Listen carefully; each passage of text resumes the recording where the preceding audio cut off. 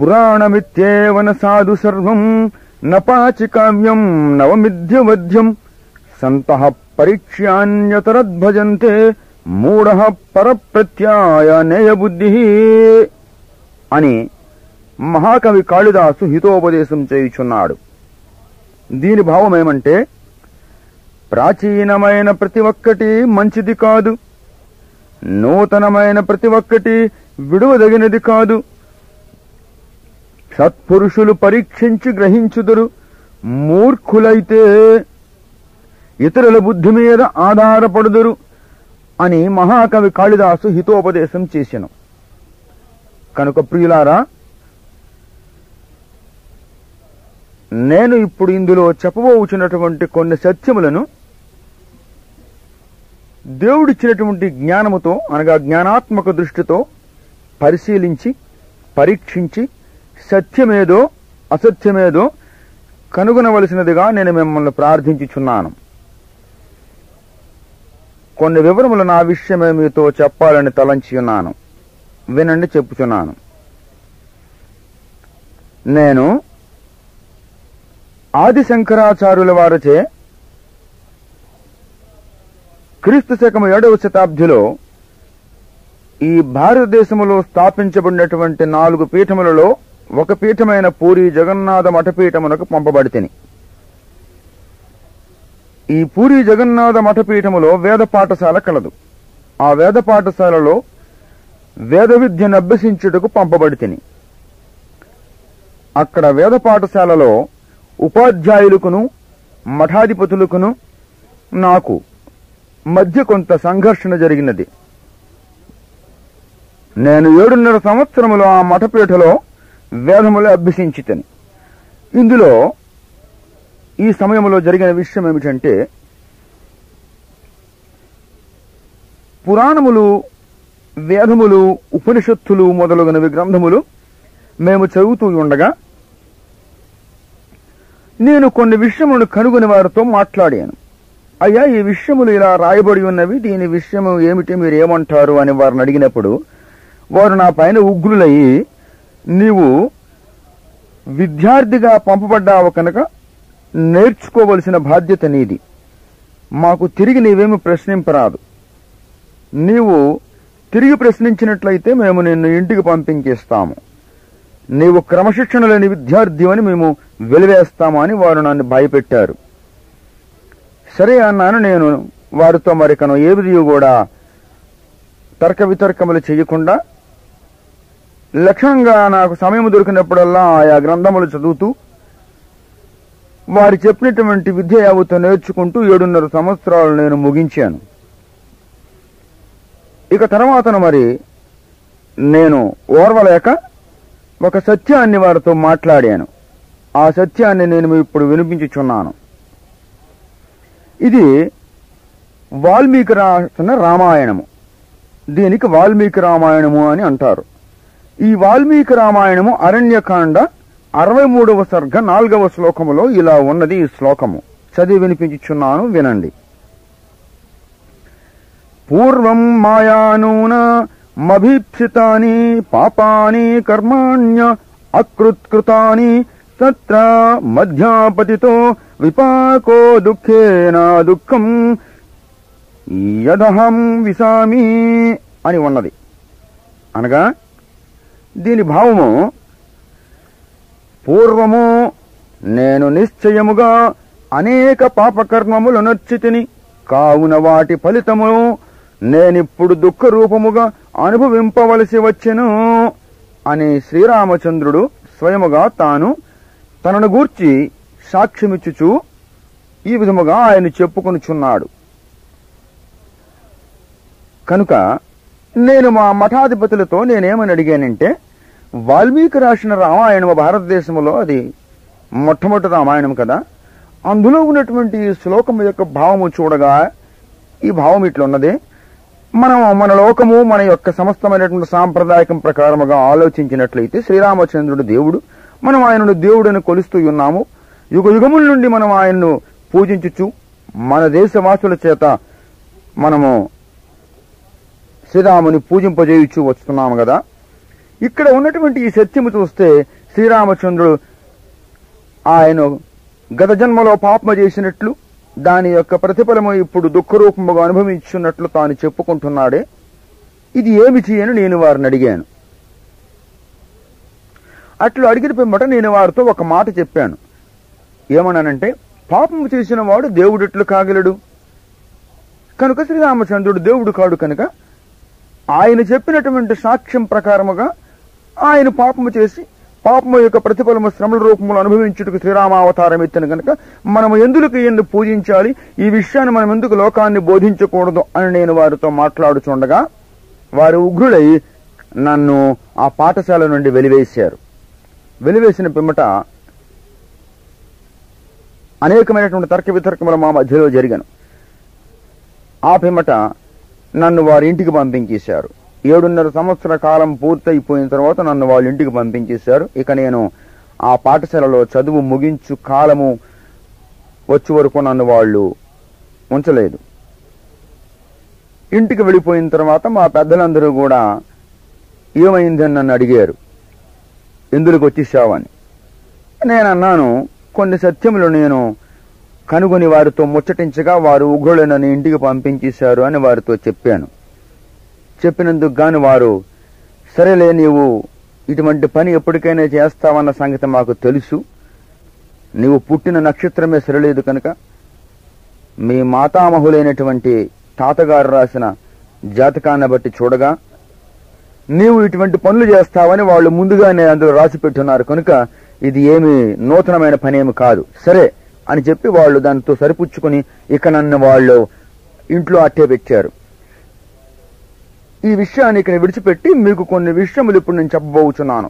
ఈ 7.5 సంవత్సరం కాలంలో నేను పూరి జగన్నాథ మఠపీఠ వేద పాఠశాలలో కనుగొన్న సత్యములు ఏవేవి ఉన్నాయో అవి నేను చెప్పబోచున్నాను. తమరు శ్రద్ధగా వినండి. ఇది విమర్శనాత్మక దృష్టితో దీన్ని మీరు చూడకండి, విమర్శ అని కూడా మీరు అనుకోకండి. ఎందుకనగా సత్యమును బోధించుచున్నప్పుడు అది ఎంతవరకు సత్యమో అన్నదాన్ని మహాకవి కాళిదాసు చెప్పిన హితోపదేశ ప్రకారముగా జ్ఞానాత్మక దృష్టితో మీరు వినండి. విని దీన్ని పరిశీలించండి, పరీక్షించండి.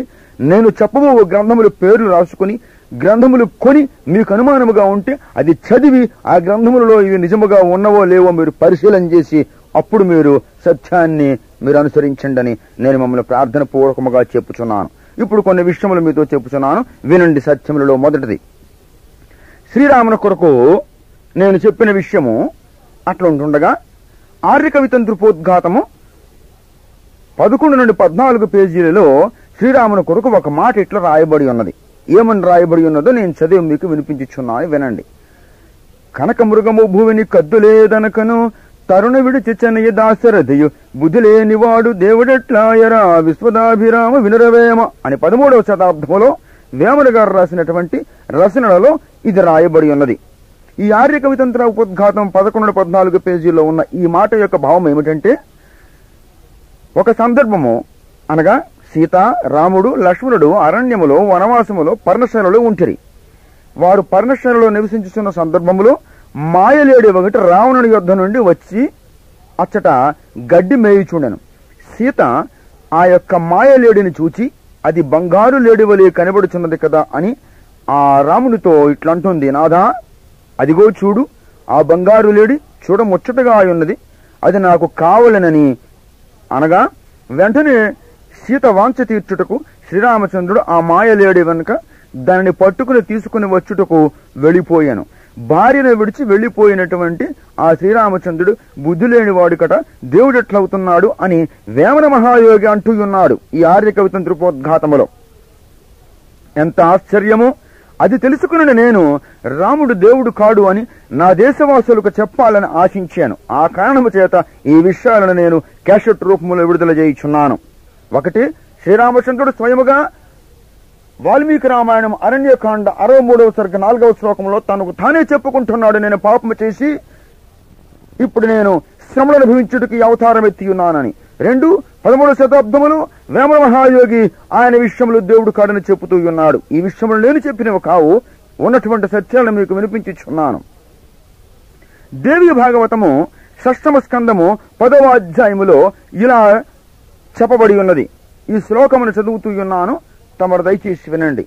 పాపం కరోతి మనుజస్తథా దేవాదయోపి చ తథ నారాయణో రాజన్నరశ్చ ధర్మజా ఉభౌ జాతౌ కృష్ణార్జునే కామాసౌ నారాయణస్య సౌ పురాణపీఠికేయం వైమునిభిః పరికీర్తితౌ అని రాయబడి ఉన్నది. దీని భావం ఏమంటే, ఓ రాజా, మనుష్యుడు పాపము చేయుచున్నాడు, అలాగుననే దేవదూతలు కూడా పాపము చేయుచున్నారు. ధర్ముని యొక్క కుమారులు అనగా నారాయణుడు, నరుడు అన్నటువంటి ఋషులు కూడా అటువలే పాపము చేసిరి. అందుకు ప్రతిఫలముగా వారిద్దరు అన్నదమ్ములు నారాయణుని అంశము వలన కృష్ణార్జునులుగా పుట్టిరి. ఈ విషయము మునుల చేత చెప్పబడిన పురాణ పీఠిక యందు ఉన్నది అని వ్యాస మహర్షి చెప్పెను. ఈ వ్యాస మహర్షికి వేదవ్యాసుడు అని అంటారు. వేదవ్యాసుడు చెప్పుచున్నటువంటి మాట ఇది. ధర్ముడు, ఆయనకి ఇద్దరు కుమారులు, పెద్ద కుమారుడు నారాయణుడు, చిన్న కుమారుడు నరుడు. నారాయణాంశము చేత ఈ నారాయణుడు నరుడు కలిసి కృష్ణార్జునులుగా అవతారం ఎత్తారట. అంతకు పూర్వము నారాయణుడు, నరుడు అన్నటువంటి వాళ్ళు ఋషులుగా ఉండేవారు. వాళ్ళు మనుష్యులు, దేవతలు ఏ విధముగా పాపము చేశారు, ఆ విధముగా వీళ్ళు పాపము చేసి ఆ పాపము యొక్క ప్రతిఫలము శ్రమల రూపంలో అనుభవించుటకు కృష్ణార్జునులుగా జన్మించారని వ్యాస మహర్షి, సంపూర్ణ మహాభారతము యొక్క గ్రంథకర్త, భగవద్గీత యొక్క గ్రంథకర్త, ఆయన మునుల చేత చెప్పబడి ఉన్నది. ఈ మాట పురాణ పీఠిక ఎందుకు కలదని తాను స్వయముగా సాక్ష్యమిచ్చుచున్నాడు. ప్రియులారా,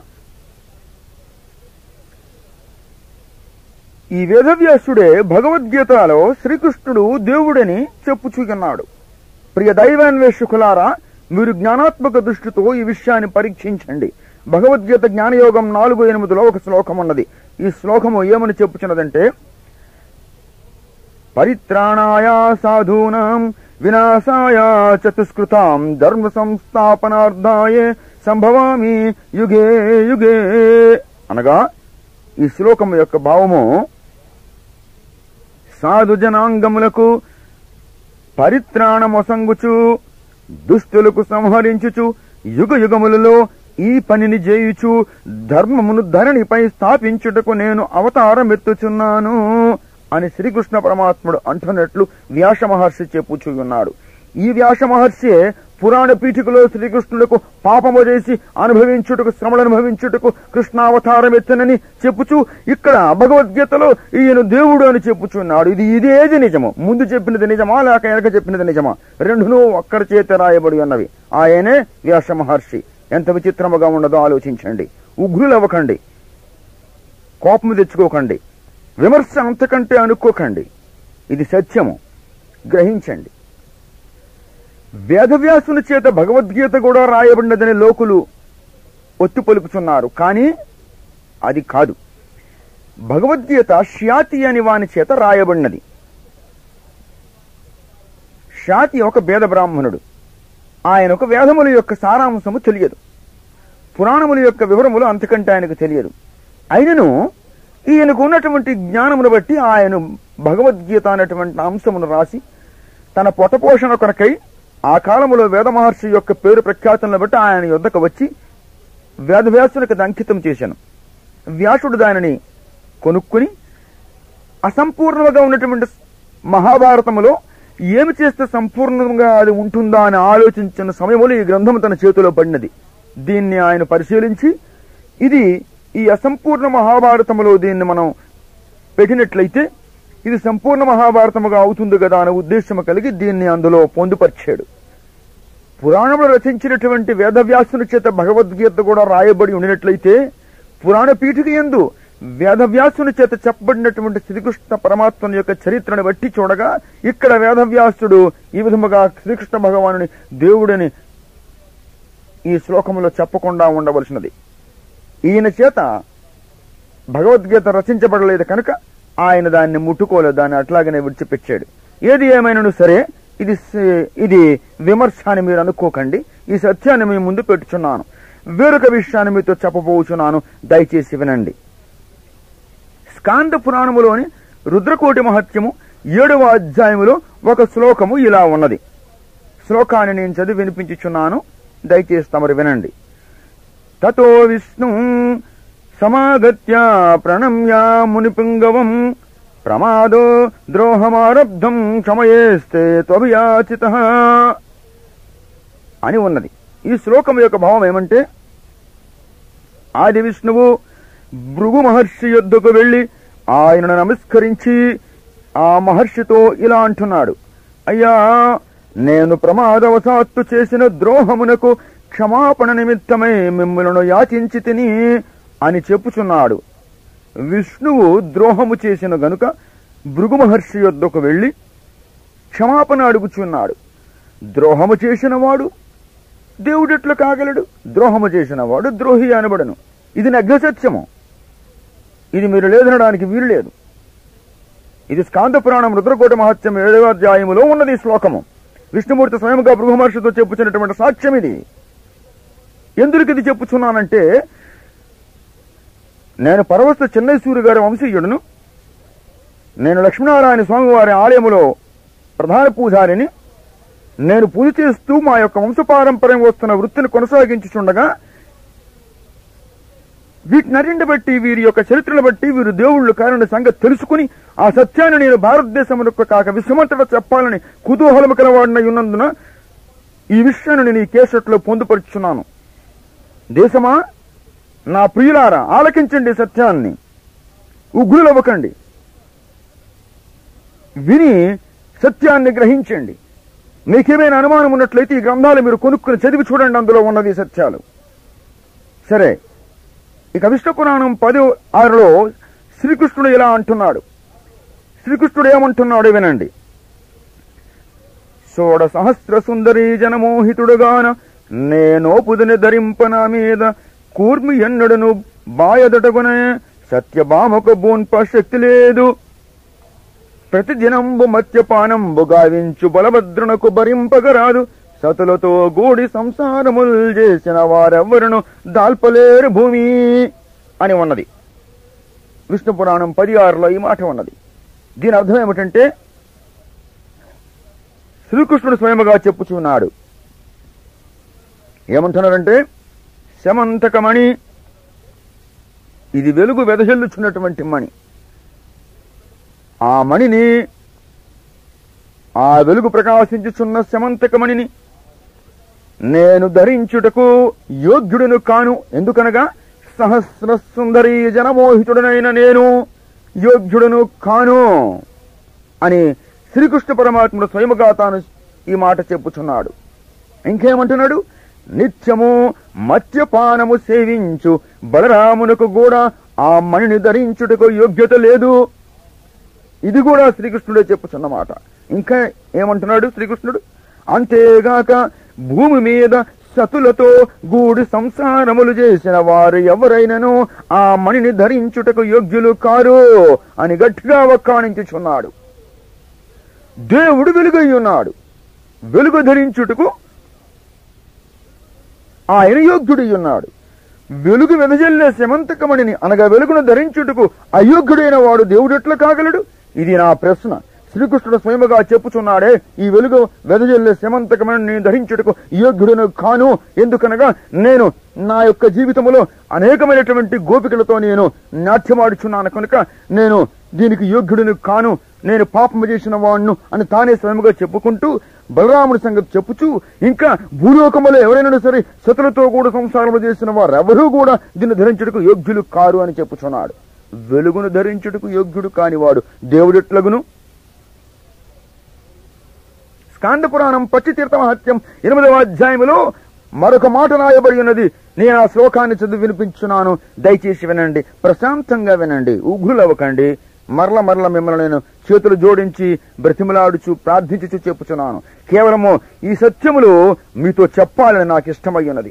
ఎందుకనగా నా దేశవాసులు అనేకులు వీరిని దేవుళ్లను తలంచుచు మా బోటి వాళ్ళు పూజారులు చెప్పినటువంటి మాటలు విని, ఈ బ్రాహ్మణులు చెప్పినటువంటి మాటలు విని, పండితులు వాళ్ళ యొక్క పొట్టపోషణ కొరకు ఈ చేస్తున్నటువంటి యొక్క సంఘటనలను వీళ్ళు నిజముగా సత్యమును భావించి లోకము యావత్తు వీరిని పూజించున్నది.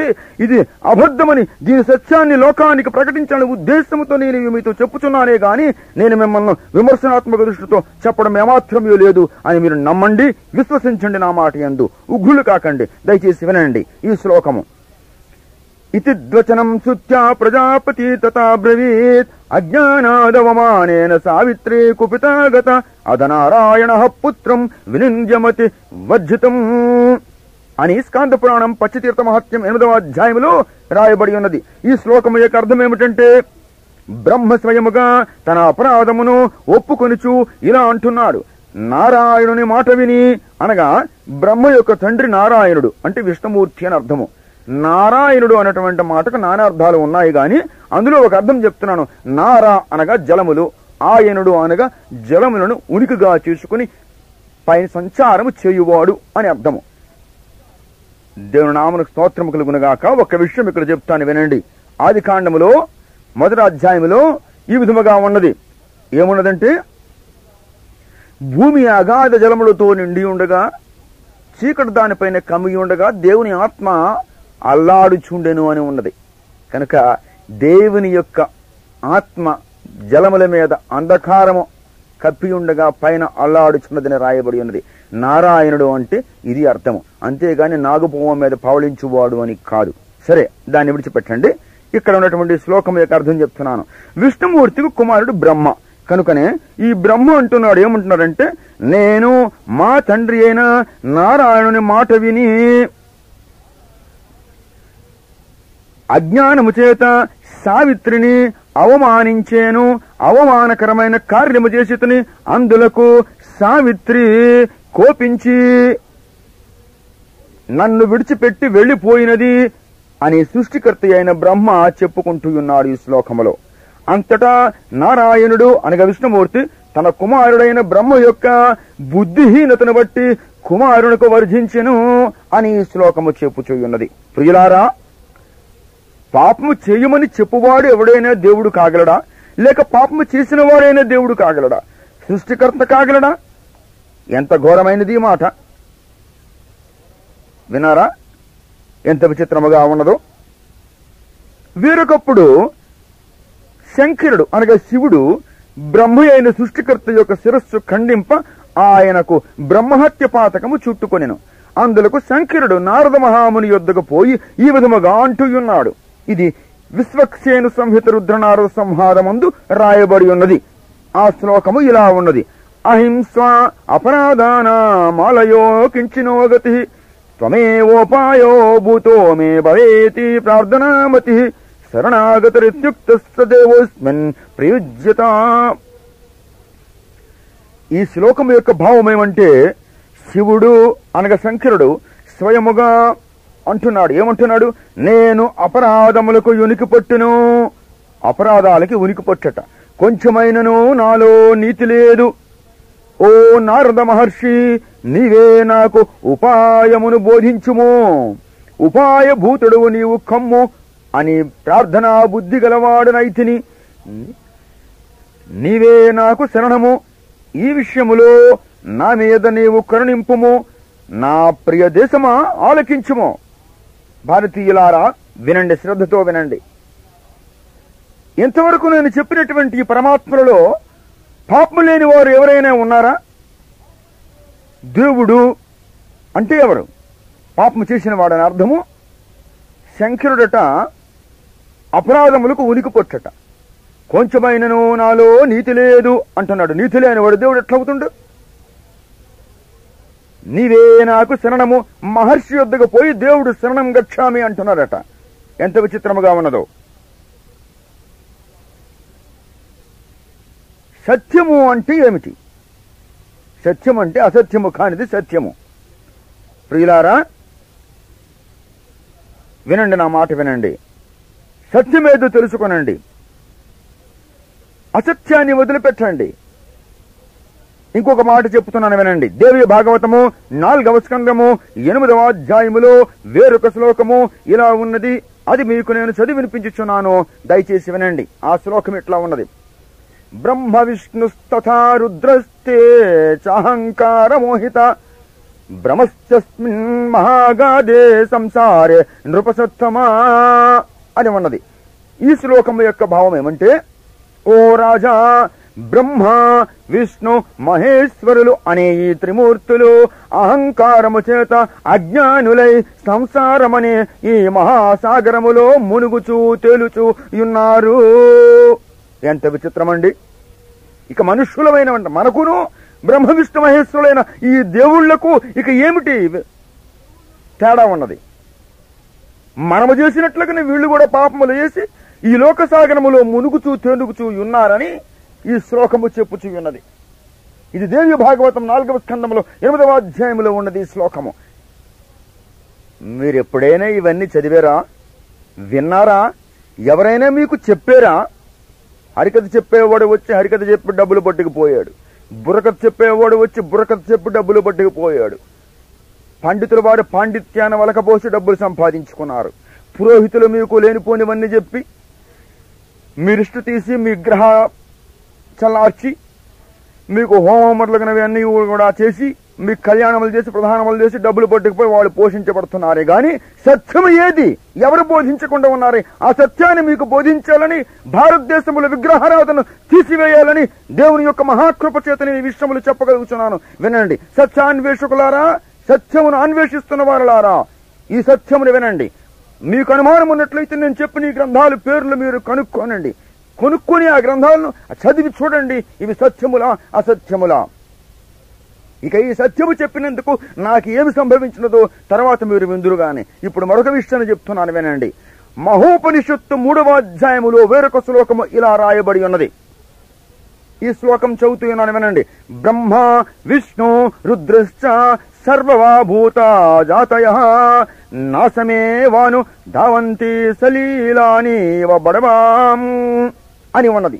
దీని భావం ఏమంటే, ఉదకములు బడబాగ్నియందు నాశనముందునట్లు బ్రహ్మ విష్ణు మహేశ్వరులు పంచభూతముల వలన పుట్టిన సమస్తమును నాశనమునకే పరిగెత్తుచున్నవి. నాశనము అనగా నరకమునకు పరిగెత్తుచున్నవి. నరకమునకు పరిగెత్తుచున్న వారులను పూజించుచున్న వారులారా, మీరు స్వర్గాన్ని ఏ విధముగా అధిష్ఠించుకొనగలరు? ఎంత విచారం అండి! దయచేసి నన్ను మాత్రం మీరు విమర్శనాత్మక దృష్టితో చూడకండి. నన్ను మీరు ప్రేమించండి. మిమ్మలను నా దేశమును నేను ప్రేమించి సత్యాన్ని మీతో చెప్పుచున్నాను. అసత్యమును వెంబడించుచు అసత్యములను సత్యములుగా భావించి వాటిని పూజించుచున్న నా ప్రియులారా, వాటిని విడిచిపెట్టండి. ఇక విడవను అంటే మీ ఇష్టం, మిమ్మల్ని బలత్కరించేది ఏది కాదు, కానీ సత్యాన్ని చెప్పడం నా కర్తవ్యము. శ్రీరంగ మహత్యము 7వ అధ్యాయములో ఇలా వ్రాయబడి ఉన్నది. ఏమనున్నది? కామక్రోధ వసస్సేర్వే దేవశిన్ పితృ మానవాహ అనగా సమస్త దేవతలను. ఇక ఇందులో 3 కోటి దేవతలు వచ్చారు. 332 కోట్ల దేవతలు కూడా మరియు పితృదేవతలు కూడా మానవులను అందరూ కలిసి కామక్రోధులకు బలహీనులై చెడిపోయిన వారే అని శ్రీరంగ మహత్యము 7వ అధ్యాయములో రాయబడి ఉన్నది. ఆర్య కవితంత్రుపోద్ఘాతము 12 నుండి 14 పేజీలలో శ్రీ మహా ఆది విష్ణువు ఈ విధముగా బోధించుచున్నాడు. అప్పుకొని అయిన లెస్స దొంగలి అయిన లెస్స జివ్వకింపైన దానిన్ భుజింపవలయు కంటికింపైన గాంతలన్ గలియవలయు బ్రతుకు దినంబులన్ మోక్షం వెతుకనేలా అనగా, ఓ మానవులారా, మీరు బ్రతుకు దినముల యందు మోక్షము ఎందులకు వెతుకుచున్నారు? మరేం చెయ్యాలండి? మీ నాలుకకు రుచికరమైన ఆహారమును భుజించండి. అయ్యా మా వద్ద ఏమీ లేదయ్యా, ఎట్లా భోజనం చేస్తాం? మీ వద్ద ఏమీ లేనిచో అప్పు చేసి భుజించండి. అప్పు ఎవరెవరయ్యా? దొంగలించి భుజించండి. పిమ్మట మీ కంటికి నచ్చిన స్త్రీలతో పోయి పాపము చేయండి అని బోధించుచున్నాడు. ఎంత విచిత్రమండి! ఘోరముగా ఉన్నది కదా. దేవుడన్నవాడు ఇలా బోధింపతగునా? విశ్వామిత్ర వశిష్ఠ సంవాదములో విశ్వామిత్రుడు వశిష్ఠ మహామునితో ఏమంటున్నాడు వినండి. మరొక మాట చెప్తూ ఉన్నాను. నరసురాసుర యక్షగాన గంధర్వవరులందు మరియు నవ్వారుల యందు బొంకని వారుల బొడగాన మేము శంకరునాన ముజ్జగముల యందు.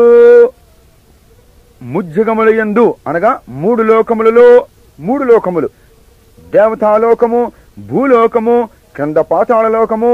ఏ లోకములోనైనను ఎచ్చటైనను నరులలో గాని, దేవతలలో గాని, లేక రాక్షసులలో గాని, గంధర్వ వరులంధరులలో గాని అబద్ధము ఆడని వారు లేరు, అనగా అందరూ అబద్ధికులే.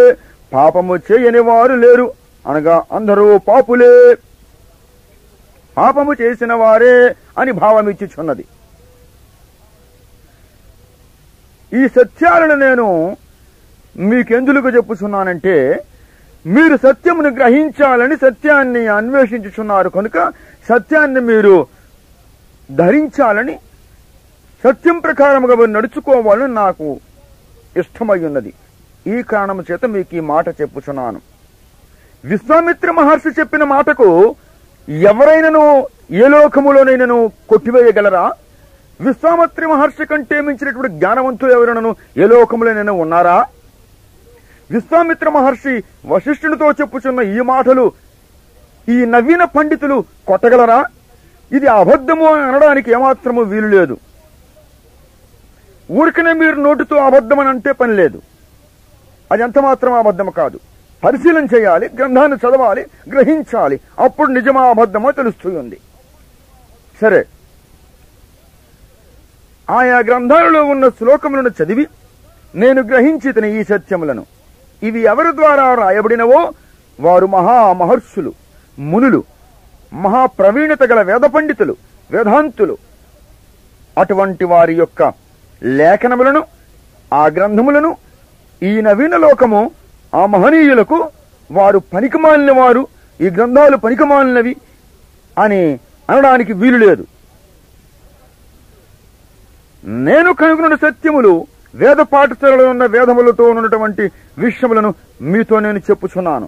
ఈ దేవుళ్ళు ఏమిటి, ఈ దేవతలు ఏమిటి, ఈ లేఖనములు ఏమిటి? మనము ఈ లోకమును పూజించుచున్నాము. ఈ లోకములో ఉన్నటువంటి భావాలను పూజించుచున్నాము, అయ్యలను పూజించుచున్నాము, స్వాములను పూజించుచున్నాము. వీరు పూజింపబడుటకు అర్హులా? వీరు అబద్ధికులు కారా? వీరికి మరణము లేదా? ఆలోచించండి ఎంతవరకు ఇందులో సత్యం ఉన్నదో. ఈ సత్యముల యొక్క వివరణ నేను పూరి జగన్నాథ మఠ పాఠశాలలో ఉన్నటువంటి ఆ యొక్క వేద పండితులతో మాట్లాడుచూ నేను వారిని ఒక మాట అన్నాను. ఏమన్నానంటే, అసత్యములైన వాటిని సత్యములని, దేవుళ్ళు కాని వాటిని దేవుళ్ళు అని ఈ లోకానికి బోధించి వాటిని లోకము చేత పూజింపజేయుచున్నాము. మనమట్లు చేయుట వలన దేవుని యొక్క ఉగ్రత మన పైన వచ్చును. దేవుడు మనకు క్షమిస్తాడా? క్షమించడు. ఇప్పటికైనా మించిపోయినది ఏమీ లేదు. మనమందరము కలిసి ఐక్యతతో ఇలా బోధించదము అని నేను అన్నాను.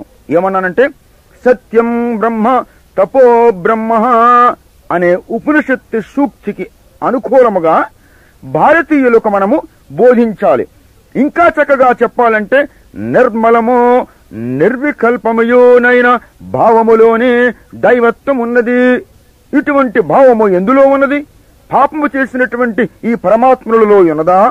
మేము పాపులము అని సాక్ష్యము చెప్పుచున్న ఈ దేవుళ్లలో ఆ భావము ఉన్నదా? లేదు. అట్లయినచో ఈ బ్రహ్మ అంటే ఏమిటి? ఒక్క మాటలో చెప్పాలంటే సత్యమే బ్రహ్మ అనగా సత్యమే దేవుడు. నేను ఈ విధముగా మఠాధిపతులతో మాట్లాడుచూ ఉన్నప్పుడు వారు నన్ను ఉగ్రులై ఇంటికి పంపించి వేశారు.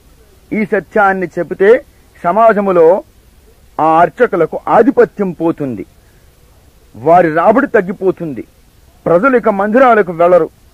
రాళ్లను, కర్రలను మరియు లోహములను వారు ఇక దేవుళ్లను పూజించరు. పాములను, జంతువులను, పశువులను, పక్షులను ఈ ప్రజలు దేవుళ్లను మరిక పూజించరు. ప్రియులారా, పొట్టపోషణకు ఇదొక్కటే మార్గమై ఉన్నదా? ఎంత విచిత్రముగా ఉన్నది. ఇటువంటి అనేకమైన సమస్యలు వారికి ఎదురవుతాయని వారు నన్ను ఆ వేద పాఠశాల నుండి వెలివేసి ఇంటికి పంపించేశారు. ఇది సంగతి. పిమ్మట వారు అభిషేకము చేసి లక్ష్మీనారాయణ స్వామి వారి మఠములో నన్ను పూజారిగా అనగా అర్చకునిగా నన్ను వారు ఉంచిరి. నేను పరవస్త వంశములో జ్యేష్ఠ కుమారుని కనుక జ్యేష్ఠత్వము అర్చకత్వము చేయవలసినది. అందుకుగాను వీరు నన్ను అర్చకునిగా ఆ చోట నియమించిరి. ఆ దినములు నేను అర్చకునిగా లక్ష్మీనారాయణ స్వామి వారి ఆలయములో పనిచేస్తున్న దినములు. అక్కడ జరిగినటువంటి విషయము మీతో ఇప్పుడు చెప్పబోచున్నాను. మా వృత్తి సంబంధమైనటువంటి అనేకమైన విషయములు మేము చదివి ఆయా గ్రంథముల్లో ఉన్నటువంటి ఆయా శ్లోకములు మేము పఠించవలసిన అవసరం ఉండెను. అవి పఠించకుండా మేము మా వృత్తిని కొనసాగింపలేము. అందుకని సుమారు 7.5 సంవత్సరములు ఈ లక్ష్మీనారాయణ స్వామి వారి ఆలయములో నేను నా వృత్తి సంబంధమైనటువంటి అనేకమైనటువంటివి మా పెద్దల స్వాధీనములో అనగా మా తాతగారు, పెద్దనాన్నగారు, వారి కుమారులు, మా చిన్న తాతగారు ఇటువంటి వారి యొక్క స్వాధీనములో ఉండి వారు చెప్పుచున్న విధముగా నా యొక్క వృత్తిని కొనసాగించుచున్నాను. ఇటువంటి పరిస్థితుల్లో 7.5 సంవత్సరముల కాలము నేను గడిపితని. ఈ 7.5 సంవత్సరంలో జరిగినటువంటి విషయం ఏదంటే, నేను ఒకసారి నా యొక్క శ్లోకములు పఠించే సమయమందు ఒక శ్లోకమును చూచితిని. అది ఏ శ్లోకం అనగా సమవేదములో ఉన్నటువంటి శ్లోకము.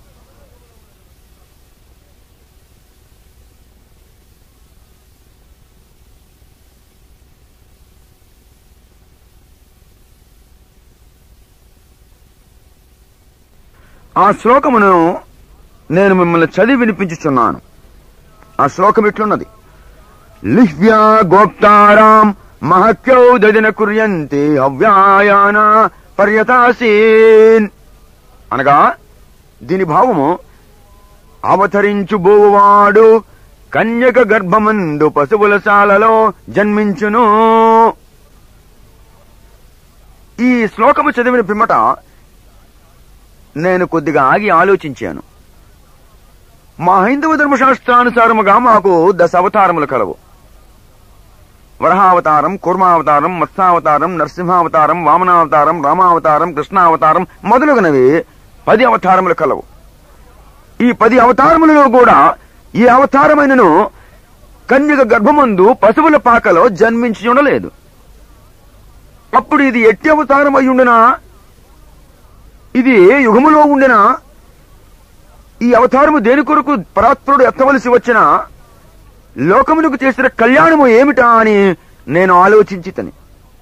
ఇదేదో నూతనమైన అవతారముగా కనబడుచున్నదే. ఈ అవతారమును నేను బాగా అన్వేషించి దీని విషయమై అనేక వివరములు నేను సేకరించి చక్కని గ్రంథమును రాసి నేను ప్రభుత్వం వారికి ఇచ్చినట్లయితే వారు నన్ను సన్మానించుతురు కదా అన్నటువంటి ఆకాంక్ష నాలో కలిగి నేను బహు శ్రద్ధ తీసుకుని ఈ యొక్క అవతార విషయమైనటువంటి అనేక వివరములు తెలుసుకొనాలన్నటువంటి ఉద్దేశముతో ఆయా గ్రంథములు నేను చదువుడు ప్రారంభించాను. ఆ చదువుతూ ఉన్న సమయముందు ఒక విషయం మీద చెప్పాలనుకున్నాను. ఏమిటంటే, ఆ లక్ష్మీనారాయణ స్వామి వారి ఆలయములో అనేకమైనటువంటి గ్రంథములతో కూడి ఉన్న ఆల్మెరల కలవు. అందులో మా పూర్వీకులు రాసినటువంటి తాళపత్రపు చుట్టల కలవు. అందులో ఏమైనా ఈ అవతారముకు సంబంధమైనటువంటి విషయములు నాకు లభించునేమో అని నేను ఆయా చుట్టలు విప్పి చదువుడు ప్రారంభించితని. అవి చదువుతూ ఉండగా నేను కనుగొన్నటువంటి కొన్ని విషయములు మీతో చెప్తున్నాను.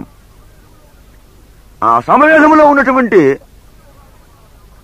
2వ భాగమైనటువంటి తాండ్య మహాబ్రాహ్మణములో నేను ప్రవేశించి అక్కడ చదువుతున్నటువంటి ఒక శ్లోకమును మీకు చదివి వినిపించున్నాను. అచ్చట ఈ శ్లోకము ఇట్లున్నది: ప్రజాపతిర్దేవేభ్యాం ఆత్మానాం యజ్ఞం కృత్వా ప్రాయశ్చిత్. అనగా ప్రజాపతి ప్రజలను పరిపాలించువాడు. మా హైందవ ధర్మశాస్త్రానుసారముగా ప్రజలను పరిపాలించువాడు బ్రహ్మ, అనగా సృష్టికర్త. ఈ సృష్టికర్త ఏమి చేయుచున్నాడంటే, పాప పరిహారార్థ నిమిత్తమై ప్రాయశ్చిత్తం వనర్చుటకు తన శరీరమును యజ్ఞములో సమర్పించుకొని యజ్ఞము చేత దహించుకుని పాపములకు ప్రాయశ్చిత్తము నెరవేర్చెను అని ఉన్నది. అక్కడ నేను కొద్దిగా ఆగి ఆలోచించాను. సృష్టికర్త అయిన బ్రహ్మ పాపమునకు ప్రాయశ్చిత్తం పునర్చుటకై తన శరీరమును యజ్ఞములో అనగా అగ్నిలో దహించుకుని ప్రాయశ్చిత్తమును నెరవేర్చి పాప విమోచనము గావించెనని ఉన్నదే. ఈ పాప విమోచనము ఎవరి కొరకు, ఎవరు చేసిన పాపమునకు ఈయన యజ్ఞము గావించెనో అన్నటువంటి సందేహము నాకు కలిగినది. ఆ సందేహము అట్లా ఉండగా ఇంకా చూద్దామని కొద్దిగా ముందుకు వెళ్ళి అని నేను ఆ తాండ్య మహాబ్రాహ్మణ గ్రంథమును చదువుతూ పోతుండగా అక్కడ మరి ఒక శ్లోకమును నేను కనుగొంటిని. ఆ శ్లోకము ఏమని చెప్పుచున్నదో నేను చదివి వినిపించుచున్నాను. సర్వపాప పరిహారో రక్త ప్రోక్షణమవశ్యకం తద్రక్తం పరమాత్మేన పుణ్యదాన బలియాగం. అనగా సమస్తమైనటువంటి పాపములో నుండి నీకు పరిహారము కావాలనంటే, సమస్తమైన పాపం అంటే ఏమిటి? కండ్లతో చూచే పాపము, చెవుళ్లతో వినే పాపము, హృదయములో కలిగే పాప సంబంధమైన ఊహలు, మస్తిష్కములో చెలరేగే పాప ఆలోచనలు, పాపక్రియలు, పాప తలంపులు, ఈ సమస్తమైనటువంటి పాపములో నుండి నీకు పరిహారము కావాలనంటే రక్తమును ప్రోక్షించుట అవసరమయ్యున్నది. అనగా రక్తము ప్రోక్షించబడకుండా పాపము నుండి జనములకు విమోచనము కలగదు. అట్లయినచో ఆ రక్తము ఎవరిది? తద్రక్తం పరమాత్మేనా. అనగా ఆ రక్తము పరమాత్ముడు స్వయముగా చిందించితే తప్ప నరులకు లేక పాపులకు తమ పాప బంధంలో నుండి విమోచనము కలగదు అని తెలుసుకున్నాను. ఇప్పుడు నాకు ఒక శ్లోకము జ్ఞాపకం వచ్చినది. ఏ శ్లోకం అనగా చిన్నప్పటి నుండి మా పూర్వీకులు నన్ను నేర్పించినటువంటి శ్లోకము. చిలక పలుకుల వలె నేను చిన్నప్పటి నుండి పలుకుచుండేవాణ్ణు. ఆ శ్లోకాన్ని బాగా కంఠస్థ పెట్టి ఉంటిని. ఇకపోతే లక్ష్మీనారాయణ స్వామి వారి ఆలయములో నేను అర్చకునిగా నా వృత్తి కొనసాగించుచున్న దినములలో కూడా నేను ప్రతిరోజు సంధ్యావందనపు సమయమందు ఈ ప్రార్థన ప్రార్థిస్తుండేవాణ్ణు. అది మనుస్మృతి అన్నటువంటి గ్రంథములో 2వ అధ్యాయములో సంధ్యావందనపు ప్రార్థన, దానిని మను అన్నటువంటి వాడు రాసి ఉన్నాడు. ఆ మనుస్మృతి గ్రంథకర్త పేరు మను. అందులో ఏమున్నదంటే ఈ శ్లోకము చదివి వినిపించున్నాను. పాపోహం పాపకర్మహం పాపాత్మా పాప సంభవ త్రాహి మాం కృపాయా దేవా శరణాగత వత్సల. అనగా ఓ దేవా, జన్మ పాపము కర్మ పాపము గలవాడును, పాపములో పుట్టి పాపములో పెరిగి పాపములో నశించిపోవుచున్నాను, నిన్ను శరణజొచ్చుచున్నాను దేవా, నన్ను కరుణింపుము. అనగా నా పాప బంధంలో నుండి నన్ను విమోచించుము అని దీని యొక్క భావమై ఉన్నది. అనగా మనిషి పుట్టుకతోనే పాపము ప్రకృతి గలవాడై జన్మించుచున్నాడు. కనుక సమస్త మానవులు కూడా, నరులు నారీమణులు కూడా, యావన్మంది జనములు పాపము చేయుచున్నారు. పాపములోనే పుట్టి పాపములో పెరిగి పాపము చేయుచు పాపములో నశించిపోవుచున్నారు. కనుక దేవుడు అనుగ్రహించు బహుమానమనే ఆ యొక్క మహిమను పొందలేక నాశనమైపోవుచున్నారు అని మనము గ్రంథంలో చదువుకున్నాము. ఇప్పుడు ఈ పాపులను రక్షించుటకు ఒక దేవుడు అవసరమయ్యున్నది. ఓ దేవా, నిన్ను శరణజొచ్చుచున్నాను, నన్ను కరుణింపుము. ఎవరా దేవుడు? పాపులను తమ పాపము నుండి రక్షించుటకు ఏ దేవుడు ఈ భూలోకమును అవతరించెను? ఎప్పుడు అవతరించెను? మనము చదువుకున్నటువంటి తాండ్య మహాబ్రాహ్మణముల గల 2వ శ్లోకం ప్రకారముగా పరమాత్ముడు తన సొంత రక్తమును చిందించితే తప్ప నరులకు పాప విమోచనము కలగదు. కనుక ఏ పరమాత్ముడు నరుల యొక్క పాప విమోచనార్థమై తన సొంత రక్తమును చిందించెను. ఆ రక్తములో నరుల యొక్క పాపము కడగబడి శుద్ధీకరించబడవలసి ఉన్నది. అప్పుడే వీరు పరిశుద్ధులగుదురు, విమోచింపబడుదురు. ఆ విమోచనము నరులకు ఎవరి ద్వారా కలుగును? ఇది నా ప్రశ్న. ఒక్కొక్క అవతారమును బట్టి నేను బహు జాగ్రత్తగా పరిశీలించి చూచితని చూడగా, ఈ అవతారములు కూడా ఏ అవతార పురుషుడైనను తన సొంత శరీరమును పాపుల యొక్క పాప పరిహారార్థమై నలుగుగొట్టుకుని యజ్ఞమును గావించి రక్తమును చిందించి పాపులను మోక్షం అనుగ్రహించినా అని ఆలోచించగా నా ఆలోచనకు అంతు లేకుండా పోయింది. ఈ దశావతారములలో ఏ అవతార పురుషుడైనను ఇటువంటి క్రియ చేయలేదు.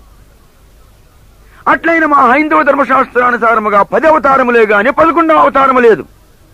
ఇప్పుడు నేను సామవేదములో కనుగొన్నది ఇది కూడా ఒక అవతారమై ఉన్నది. అట్లయినా ఈ అవతారము ఎందుకు ఈ దశావతారములలో కలిపి 11 అవతారములను చెప్పబడలేదు? ఇది కూడా అవతారము కనుక ఈ అవతారము ఏల మరుగుపరచబడిను, ఏ కారణము చేత మరుగుపరచబడిను?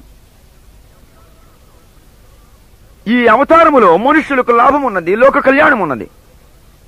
ఈ దశావతారములలో లోకములకు కళ్యాణము జరగలేదని నేను తెలుసుకుంటాను. ఇది నేను గమనించిన సత్యము.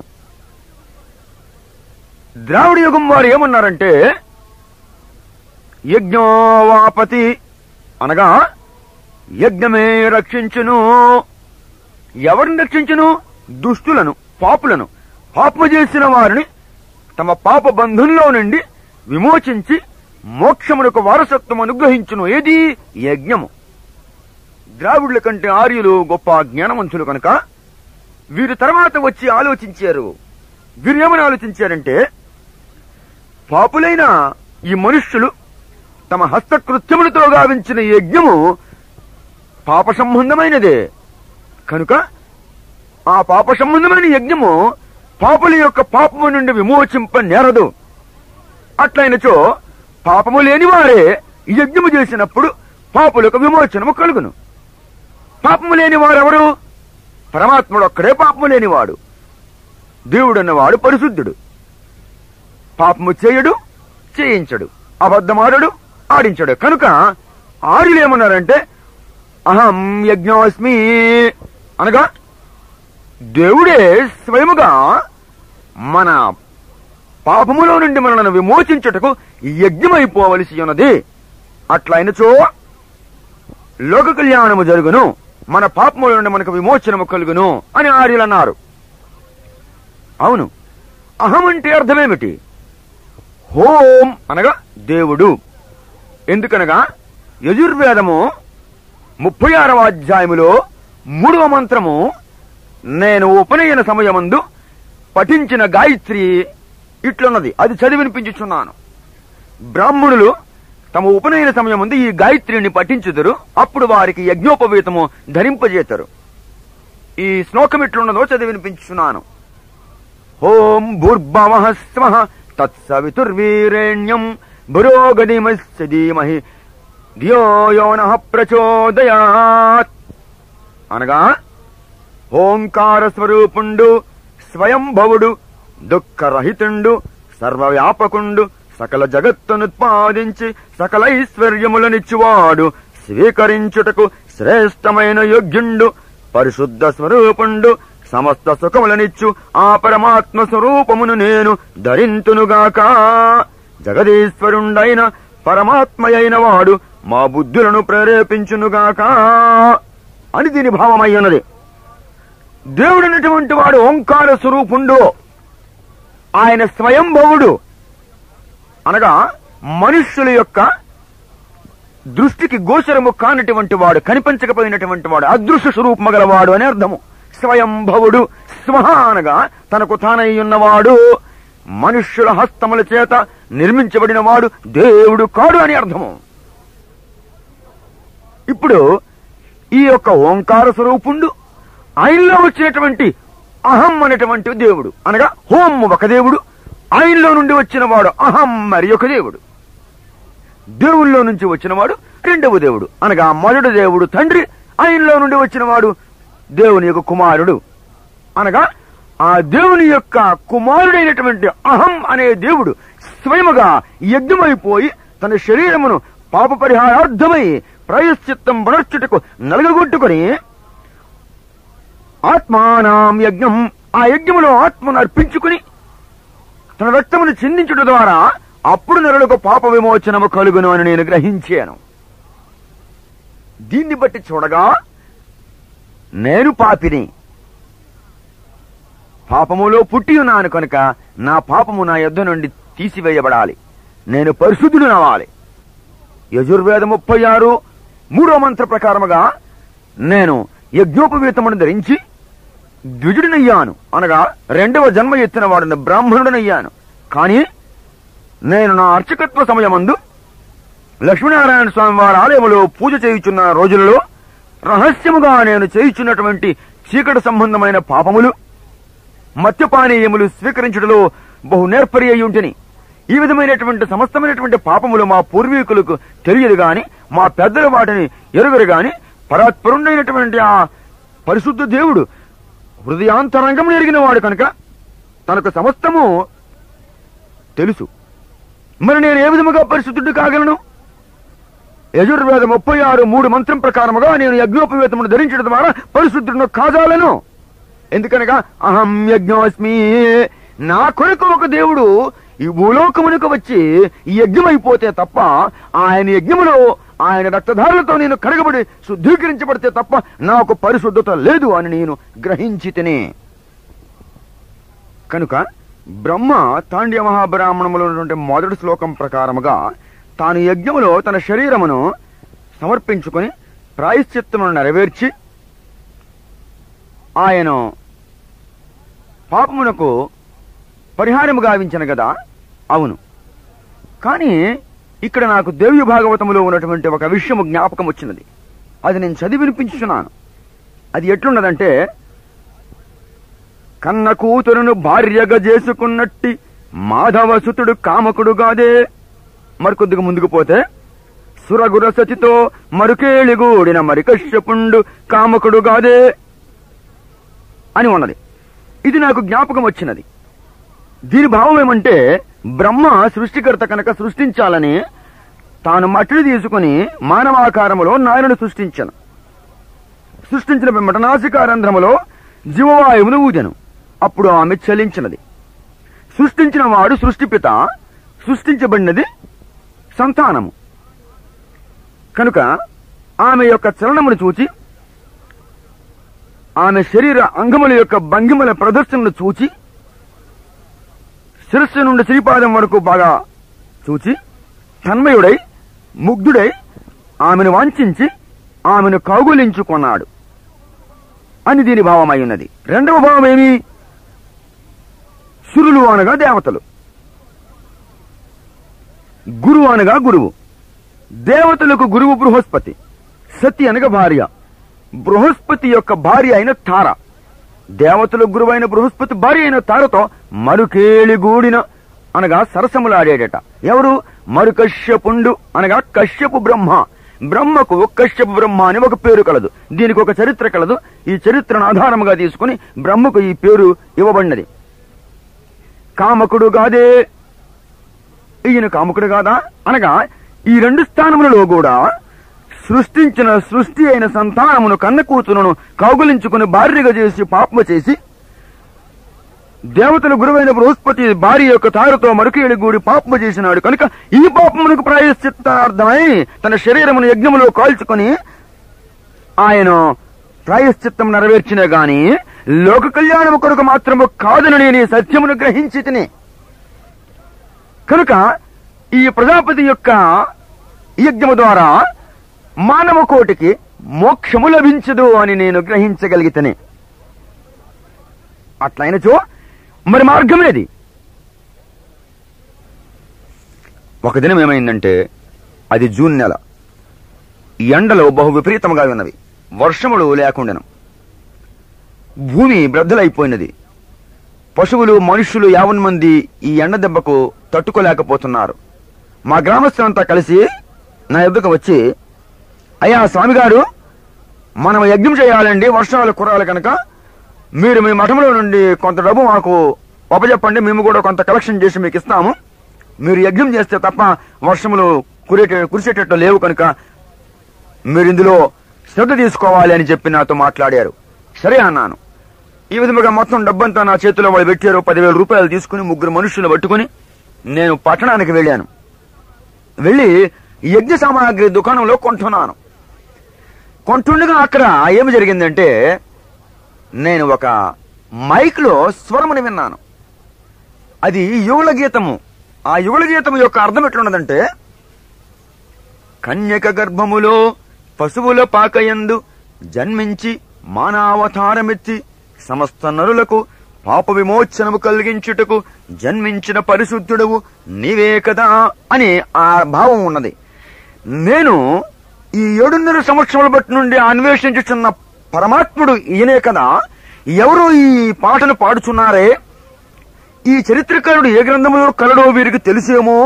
ఒకవేళ నేను వారితో మాట్లాడినట్లయితే తప్పకుండా వీరు నాకు ఆ చరిత్రకారుని యొక్క పుట్టుపూర్వత్రాలతో కూడిన గ్రంథము నాకు ఇవ్వగలరేమో, లేక అది లభించే స్థలము నన్ను వీళ్లు చూపించగలరేమో.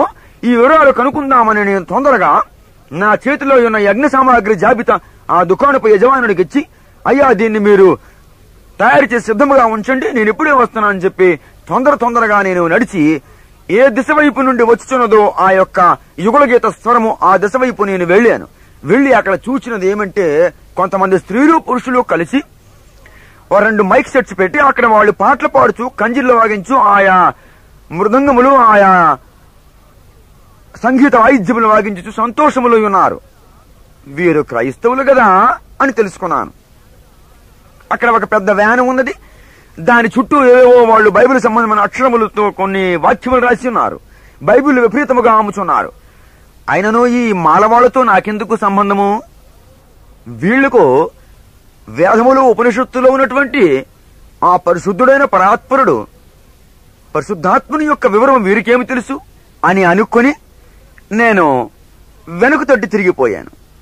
తిరుగుతూ ఆలోచిస్తూ ఉన్నాను, అరే వీరెవరైతే నాకేమి, నేను ఆ వివరములు వీరి యొద్ద సంపాదించుకొని ఆ గ్రంథమును నేను కొనుక్కోవడం ఎంతైనా మంచి కదా అని ఆలోచించి మరలా నేను వీళ్ళ వద్దకు వచ్చి నిలబడ్డాను.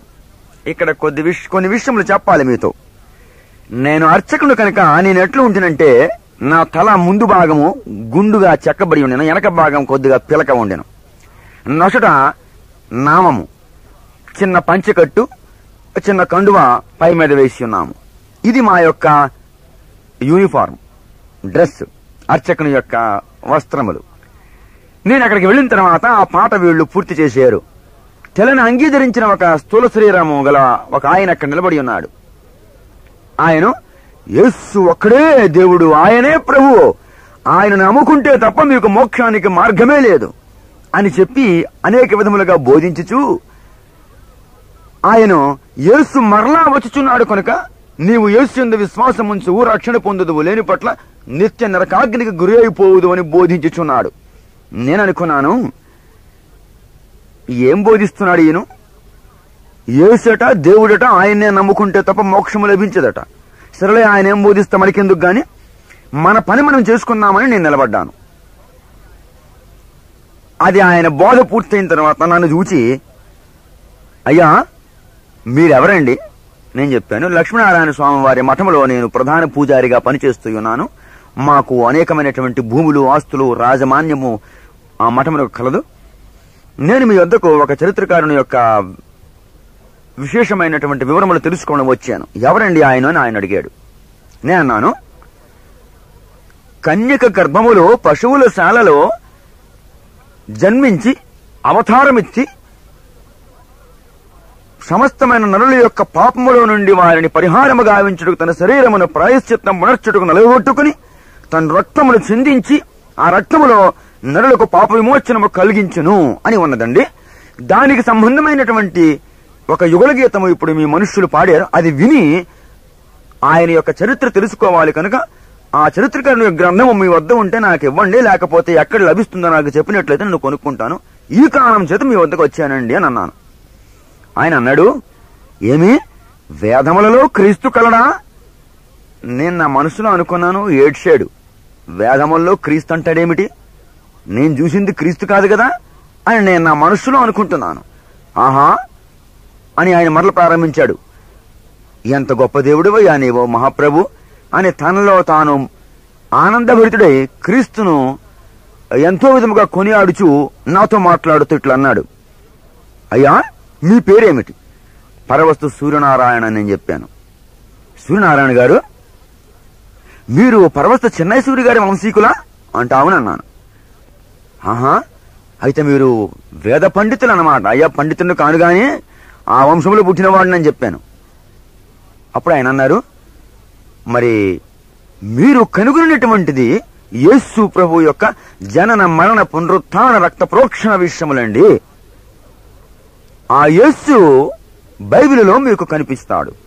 మీరు బైబిల్ చదివినట్లయితే మీరు వేదములలోనూ ఉపనిషత్తులలోనూ క్రీస్తును గూర్చిన వివరములు కనుగొంటే అవి ఇంకా వివరముగా మీరు బైబిల్లో చూడగలరు. కనుక ఇదే ఆ గ్రంథము, మీరు దీన్ని తీసుకుని వెళ్లి చదివి విషయములు గ్రహించగలరు అని నాతో మాట్లాడాడు. నేను అప్పుడు చాలా సంతోషించాను. ఒక విధముగా ఆలోచిస్తే కొద్దిగా అయిష్టం కూడా కలిగింది. ఈ మాలవాళ్ల దేవుడి పుస్తకం మనకెందుకు, ఈ మాతికి వాళ్ళ జోలికి మనం ఎందుకు పోవాలి అనుకుంటున్నాను. గాని లోపల ఆకాంక్ష ఏమున్నది, ఈ నూతనమైనటువంటి అవతార పురుషుని యొక్క చరిత్ర మరుగుపడి ఉన్నది కనుక దీన్ని రాసి ఈ గ్రంథమును ప్రభుత్వములకు అంకితము చేసినట్లయితే ఒక పెద్ద రజత పత్రము నాకు తప్పకుండా వాళ్ళు బహుకరించి నాకు కవి సన్మానము చేయుదురు కదా అనేటువంటి ఆకాంక్ష గలవాడనై ఈ గ్రంథమును నేను పట్టుకుని ఇంటికి వెళ్ళాను. ఇక ఇంటికి వెళ్ళిన తర్వాత అక్కడ ఏం జరుగుతుందో చెప్తున్నాను. 2.5 సంవత్సరములు ఈ గ్రంథమును బహు జాగ్రత్తగా రాత్రిపూట లైట్లన్నీ ఆర్పి ప్రమిదిలో చిన్న ఒత్తి పెట్టి కాస్త నెయ్యి వేసి ఆ నెయ్యి దీపములో బహు కష్టముగా సుమారు రాత్రి 2-3 గంటల వరకు ప్రతిదినము కూడా బైబిల్ను చదువుడు ప్రారంభించాను. 2.5 సంవత్సరముల్లో 3 పర్యాయములు బైబిల్ పూర్తి చేశాను. ఈ యెషయా గ్రంథము నాకు అర్థం కాలేదు, 8 పర్యాయములు చదివాను. అప్పుడు నేను కనుగొన్నాను ఒక విషయము. యెషయా 7:14లో ఒక వచనం ఉన్నది, ఇదిగో కన్యక గర్భవతి అయి కుమారుని కనును అని. ఆయనకి ఇమ్మానుయేలుని పేరు పెట్టుద్దు అని ఉన్నది. గాని ఇమ్మానుయేలు అంటే అర్థం ఏమిటో నాకు తెలియదు, ఎందుకంటే అక్కడ నాకు క్రైస్తవుల సహవాసం లేదు. నాకు ఇమ్మానుయేలు యొక్క అర్థం బోధించడానికి ఎవరు లేరు. ఇక నేను బైబిలు గ్రంథములు, వేదములు, ఉపనిషత్తులు, ఈ లక్ష్మీనారాయణ స్వామి వారి మఠములో తప్ప మరేవీ లేవు. మా పెద్దలు ఉగ్రులే నన్ను వాళ్ళు దూషించుచున్నారు కనుక నేను వారితో మాట్లాడడానికి వీలు లేదు. కనుక నాకు అది అర్థం కాలేదు. ఈ కారణాన నేను 8 పర్యాయములు చదివాను, అర్థం కాలేదు. అప్పుడు లూకా సువార్తలో నాకు ఒక విషయం కనిపించినది. కన్యక గర్భవతి అయి ఆ శరణాలయములో స్థలములేనందున పశువుల పాకలో కుమారుని కన్నది అని. అప్పుడు నేను గ్రహించాను, ఓహో ఎంత గొప్ప దేవుడు ఈయన కొరకు వేదముల్లో రాయబడి ఉంటే ఈ బ్రాహ్మణులంతా దీన్ని మరుగుపరిచారే, వీళ్లు మరుగుపరచడానికి గల కారణం ఏమిటా అని నేను ఆలోచిస్తూ ఆ రాత్రి నిద్రపోయాను. ఈ విధముగా రహస్యముగా నేను బైబిల్ చదువుతున్నాను. కొంతకాలం అయిపోయిన తర్వాతను మా పూర్వీకులు పెద్దలంతా కలిసి నన్ను ఏమన్నారంటే, ప్రతి సంవత్సరము కూడా మేము శిష్య గృహ సంచారము చేయవలసి ఉన్నది. శిష్యులు అంటే ఎవరు? కోమట్లు, తెలగాలు, కాపులు, వైశ్యులు, రెడ్డిలు, గొల్లలు, నానా జాతికి చెందినటువంటి సమస్తమైనటువంటి మనుష్యులు మాకు శిష్యులు. మా మఠములకు సుమారుగా 5,000 మంది శిష్యులు కలరు. ప్రతి సంవత్సరము కూడా మేము 2-3 మాసములైనను సరే గృహ సంచారం చేసి శిష్యులను దర్శించి వారిచ్చినటువంటి కానుకల వస్త్రములు మేము తీసుకుని, ఎవరైనా సరే వైష్ణవ మతమును వారు స్వీకరించాలంటే వారికి చక్రాంతములు వేస్తుండే వారము. రాగితో తయారు చేయబడిన శంకు చక్రము తీసుకుని నెయ్యి దీపములో కాల్చి ఈ భుజం మీద శంకు ఆ భుజం మీద చక్రము వేసి వీరు వైష్ణవ మతస్థులు అని మేము వారికి వైష్ణవ మతములో కలుపుతూ ఉండేవారము. ఈ విధమైనటువంటి క్రియ చేయడమే శిష్య గృహ సంచారంలో ఉన్నటువంటి ముఖ్యమైన ఉద్దేశము. ఆ విధముగా మేము ఆ వృత్తి కొనసాగిస్తుండగా వాళ్ళు ఏం చేస్తారంటే, పూర్వం నుండి వచ్చిన ఆచార ప్రకారముగా మమ్మల్ని పళ్ళెములను నిలవబెట్టి మా కాళ్లపై వాళ్ళు చెంబుతో పసుపు నీళ్లు తీసుకుని వచ్చి మా పాదములు కడిగి మా పాదములపై పుష్పములు పెట్టి మమ్మల్ని వారు నమస్కరిస్తారు. అప్పుడు మేము వారికి దీవిస్తాము. అది ఆచారమై ఉన్నది. ఈ మొదట 3-4 దినములు గతించిపోయిన పిమ్మట 4వ దినం రాత్రి నాకు జ్ఞాపకం వచ్చినది. నేను చదివిన సమస్తమని ఈ శ్లోకములన్నీ కూడా, నేను పాపులైన ఈ నరులు పాపినైన నన్ను పూజించడం ద్వారా వీరికి మోక్షం ఎట్లు లభ్యమగును? ఇది కూడదు. ఎందుకనగా అవశ్యం అనుభోక్తవ్యం కృతం కర్మ శుభాశుభం అని రాయబడి ఉన్నది. అవసరము అంటే ఏమిటి? అవసరము అనుభవించడం అవసరము. ఏమిటి అనుభవించాలి? శుభం చేస్తే శుభం అనుభవిస్తావు, అశుభం చేస్తే అశుభమే అనుభవిస్తావు. నేను ఇప్పుడు చేస్తున్నది ఏమిటి? నరుల చేత పూజింపబడుచున్నాను. నేను పూజనీయుడు కాను. పూజనీయుడు, పూజింపబడుటకు అర్హుడు దేవుడు, పరిశుద్ధుడు ఒక్కడే.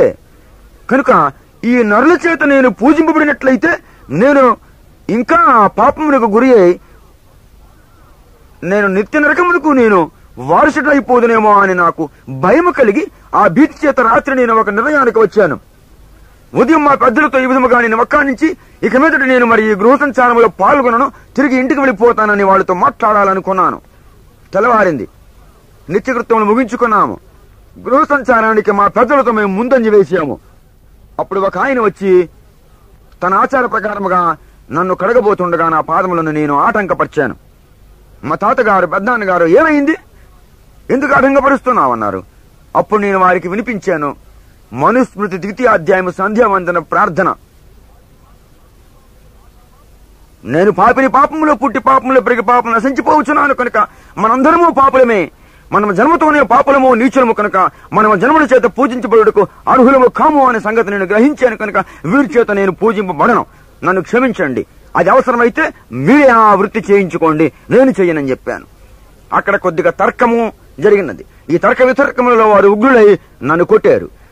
నేను ప్రజల మధ్యలో అవమానపరచబడ్డాను. కనుక నేను ఏమీ వారికి చేయలేని పరిస్థితులు ఉండబట్టి తిరిగి నేను ఇంటి ముఖం పట్టాను. గత్యంతరంలోకి వీరు కూడా నా వెనుక ఇంటికి వచ్చారు. ఇక ఇంటిలో లక్ష్మీనారాయణ స్వామివారి ఆలయంలో జరుగుతున్న విషయం ఏమిటో చెప్తాను వినండి. ఆయా గ్రంథములు తీసుకుని వచ్చి వీరు నాతో మాట్లాడుచు నన్ను వారు బోధించుచు అంటున్నారు, నీవు పరిశుద్ధుడవయ్యా, నీవు పాపాత్ముడు కావు, నీవు యజ్ఞోపవీతమును ధరించినావు, గాయత్రిని పఠించావు, యజుర్వేద 36:3 ప్రకారముగా నీవు పరిశుద్ధుడివే అని అన్నారు. నేను ఒప్పుకోలేదు. ఎందుకంటే యజ్ఞోపవీతం ధరించాను, జంజం వేయబడింది నిజమే. కానీ వేమని అంటున్నాడు, ఏమంటారంటే జననకాలమందు జన్ని దంబులు లేవు, తల్లిమెడను లేవు, తనకు లేవు, నడుమ జంజమేయ నగుబాటుగాదర విశ్వదాభిరామ వినురవేమ. ఈ జంజము నా పుట్టుకతో రాలేదు, పుట్టుకతో నా పాపం వచ్చింది. కనుక పాపము నన్ను వెంటాడుచున్నది. మధ్యలో జంజం వేసుకుని నవ్వులు పాలైపోతున్నాను. ఎట్లా నవ్వులు పాలైపోతున్నాను? జంజమంటే వేసుకున్నాను కానీ పాపాన్ని విడిచిపెట్టలేదు.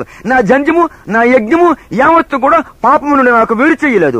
పాప ప్రకృతి నా నుండి తొలగించలేదు. నేను పాపమునకు బానిసనై ఉన్నాను. ఈ బానిసత్వం నేను ఇంకా వేరు చేయబడలేదు. కనుక నేను పాపినని నా అంతరంగమును ఎరిగిన ఆ పరిశుద్ధాత్ముడు దేవుడు ఎరిగే ఉన్నాడు. కనుక నేను పాపిని అని నేను నా మనస్సులో నిర్ధారణ చేసుకున్నాను. అయితే వారితో ఆ మాట నేను మాట్లాడలేక భయపడి, నేను మీరేమైనా చెప్పండి గాని నేను మాత్రం ఈ వృత్తిలో ముందుకు సాగను అని చెప్పి నేను లక్ష్మీనారాయణ స్వామి వారి ఆలయంలో ప్రవేశించి అక్కడ కూర్చుని ఆలోచిస్తూ ఉన్నాను.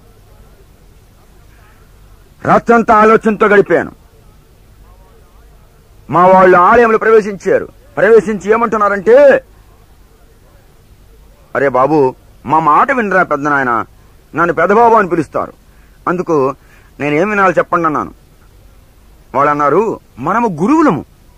అప్పుడు నేనన్నాను, గురువనగా పరమాత్ముడు, పరగంగా శిష్యుడనగా బటు జీవుడగున్, గురు శిష్య జీవ సంపదల గురుతరముగ కూర్చునతడే గురువుగవేమా అని గురువుల కొరకు రాస్తూ ఉన్నాడే. గురువనగా ఎవడు? గురుర్ బ్రహ్మం. బ్రహ్మ అయిన వాడే గురువగను, దేవుడైన వాడే గురువగను. గురువంటే దేవుడు.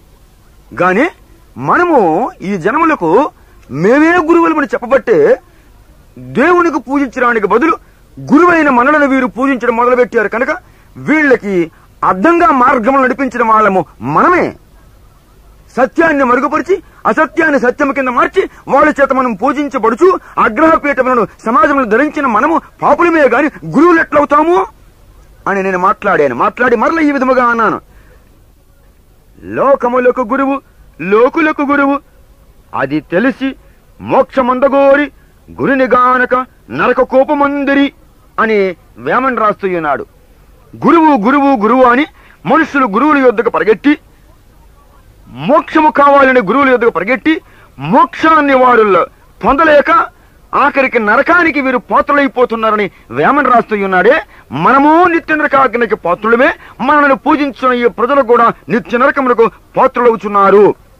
కనుక అవశ్యం మనం అనుభవించక తప్పదు, నా మాట వినండి అని నేను అన్నాను.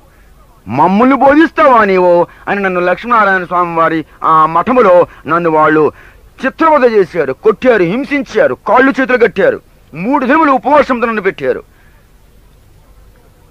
అప్పుడు నేను ఇక వీళ్ళతో చర్చించి లాభం లేదని నన్ను క్షమించండి అని క్షమాపణ కోరుకున్నాను. నన్ను విడుదల చేశారు.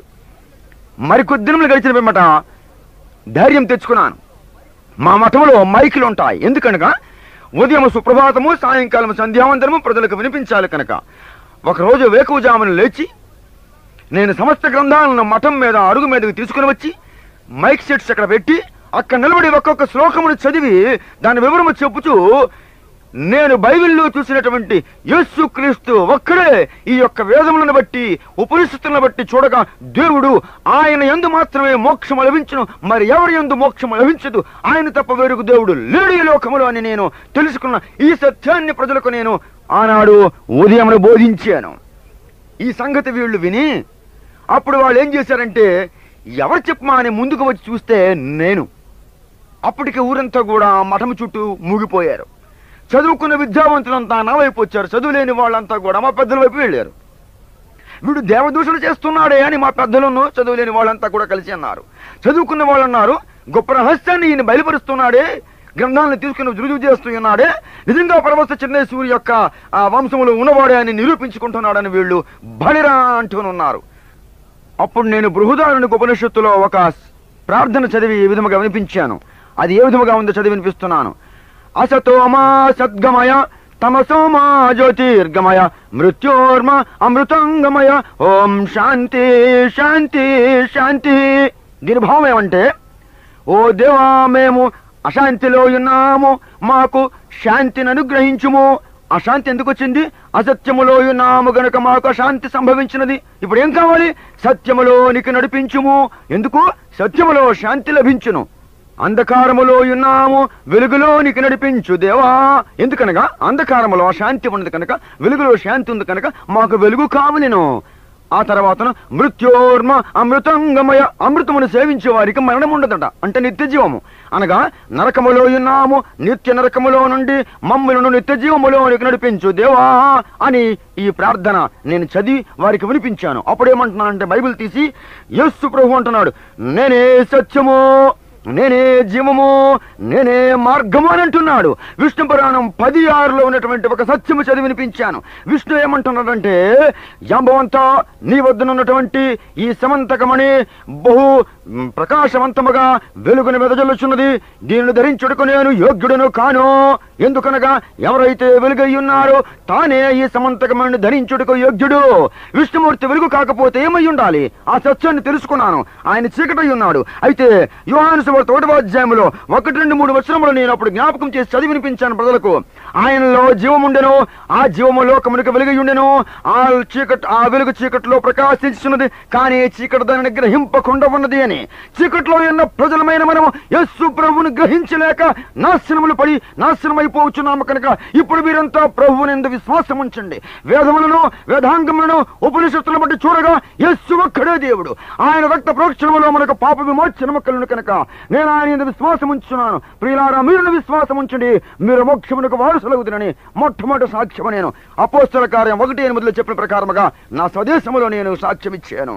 అప్పుడు వీరు ఉగ్రులై నన్ను తీసుకుని వెళ్ళి ఇంట్లో మంచి మాటలు చెప్పి భోజనం పెట్టి భుజించుండగా నన్ను గట్టిగా నోరు నొక్కి కాళ్ళు చేతులు కట్టి గొలుసులతో, ఎడ్లకు బర్రెలు కట్టిన గొలుసులతో నన్ను కట్టి బంధించి కర్రలతో నన్ను పొడిచి నన్ను 7 దినములు వీరు త్రాగడానికి నీళ్లు లేక భోజనము లేక కట్టి గర్భగుడిలో పెట్టి నన్ను హింసిస్తున్నారు. నన్ను ఆ రాత్రి చంపాలనే ఉద్దేశంతో 7వ దినం రాత్రి నేను నా స్పృహ కోల్పోయి ఆ గర్భగుడిలో పడి ఉన్నాను. ప్రతిరోజు వచ్చి నన్ను కొడుతూ తిడుతూ అనేక విధములుగా కర్రలతో పొడుస్తూ ఉన్నారు. ఈ లోపల నాకు 2 చేతులు ఫ్రాక్చర్ అయినవి, నా ప్రక్క ఎముకలు 2 బ్రద్దలైనవి, నా ముక్కు నుండి రక్తము కారుతున్నది. నేను కండ్లు విప్పున్నానో కండ్లు తెరిచినానో నాకు తెలియదు.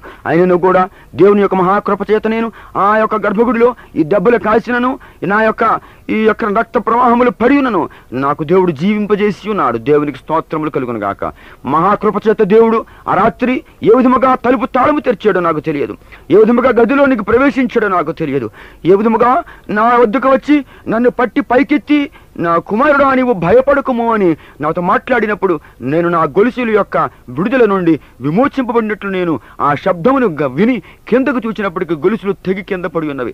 నా ప్రభు నా తట్టు తిరిగి నాతో మాట్లాడి నాతో అనేక విధములుగా మాట్లాడి ఉన్నాడు. అప్పుడు నా యొక్క సమస్తమైనటువంటి అనుమానములు ప్రభువుతో మాట్లాడి తీర్చుకున్నాను. వేదముల్లో ఉన్నవాడు నీవా, ఉపనిషత్తులు ఉన్నవాడు నీవా అని ఒక్కొక్క శ్లోకం చదివి ఆయన అడుగుతూ ఉండగా ఆయన సిలువ పైన తన దర్శనమును చూపించి రక్త ప్రోక్షణము నన్ను చూపించి నా రక్తంలో నీకు పాప విమోచనము కలుదని ఆయన నన్ను బోధించినప్పుడు, ప్రభువా నేను ఏమని బోధిస్తాను చెప్పు నాయన అంటే, నా సమస్యను నువ్వు తీర్చి నా ప్రశ్నలకు సమాధానం చెప్పినప్పుడు నేను తప్పక ఈ విషయాన్ని ప్రజలకు బోధిస్తాను తండ్రి అని సెలవు పుచ్చుకున్నాను.